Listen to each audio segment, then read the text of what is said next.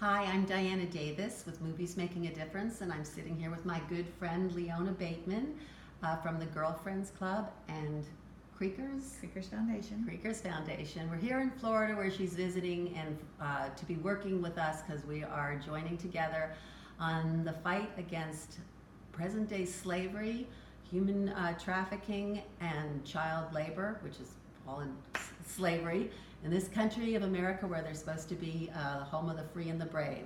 I have to say, all of the people from Colorado City that I've met are incredibly brave, but freedom they do not have.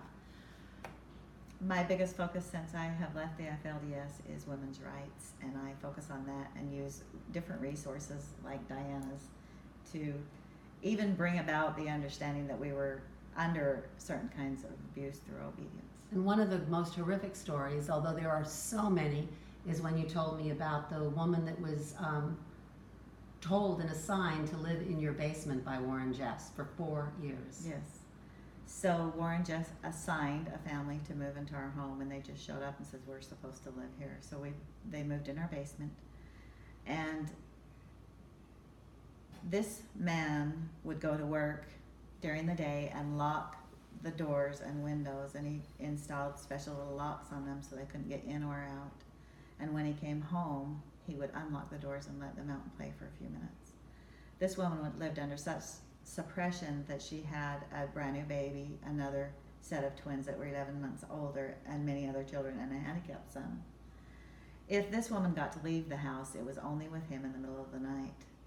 And she would sit in the car with all the children because he didn't trust them with anyone else while he did the grocery shopping. She never got to leave the house. We were forbidden to even socialize.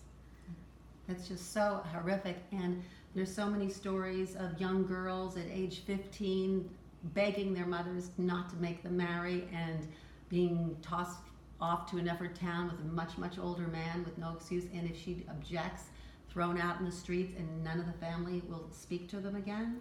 In my culture, that's very common. My own sister, who's not with us today, is only 2 years older than me. She was told to marry an older man, and when she got her information, it was through her mom and dad. Incidentally, I had two mothers. She's from the first mother. And she rebelled and says no way would she marry him, and after fighting with her mother and her mother beating her up and shoving her down the stairs the next day, she married him. He took her to work in a different community, and on the way home, she insisted that he let her out of the car. She couldn't stand it anymore. And that was on the streets of Salt Lake City. And transition for the FLDS women is probably more traumatic than staying, which is why so many Absolutely, and those are the ones that we find and we work together. And the boys are turned out when they're either kiss a girl for all sorts of silly reasons, and then just the last one we want to touch on is that no one can believe that many families actually waterboard their babies.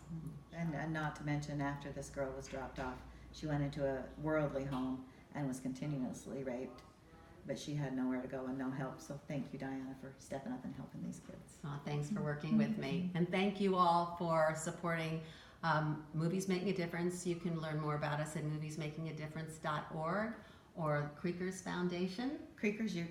CreekersUtah.com. Wonderful. Thanks, Leona. Thank you.